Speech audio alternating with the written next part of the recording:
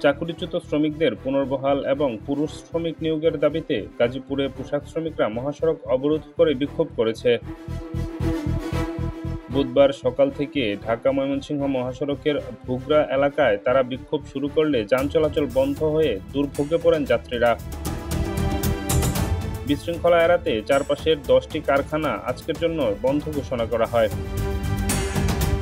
জানা গেছে, Interlink, টেকনোফাইবার limited, ইউরোমিক text limited সহ 10টি কারখানা ছুটি দেয় কর্তৃপক্ষ। আন্দোলনরত শ্রমিকরা অভিযোগ করেন, প্রতি মাসে 5 থেকে 10 তারিখ পর্যন্ত বেশিরভাগ কারখানা শ্রমিক নিয়োগ দিয়ে থাকে।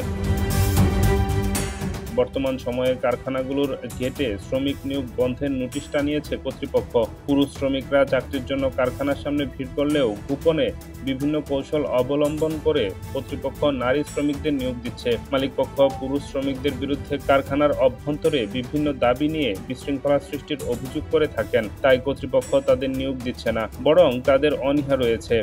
আবার অনেক কারখানায় নারী শ্রমিকদেরও ছাঁটাই করা হচ্ছে, তারাও বিক্ষোভে নেমেছে। বুধবার সকাল থেকে ভুগড়া এলাকায় শ্রমিকরা চাকরির দাবিতে ঢাকা-ময়মনসিংহ মহাসড়ক অবরোধ করে বিক্ষোভ করে। তার আশপাশের কারখানা শ্রমিকদের সঙ্গে বিক্ষোভে যোগ দেওয়ার জন্য কারখানার গেটে গিয়ে আহ্বান জানান। এ সময় অন্যান্য শ্রমিকরা না আসলে বিক্ষোভকারীরা কারখানায় ইটপাটকেল ছোড়া শুরু করে। ভাঙচুর ও বিশৃঙ্খলা এড়াতে আশেপাশের সবগুলো কারখানা ছুটি ঘোষণা দেয় কর্তৃপক্ষ। যদিও শ্রমিক বিক্ষোভে যোগ দিলেও বেশিরভাগ শ্রমিক বাসায় চলে যায়। ডেস্ক রিপোর্ট, নতুন সময়।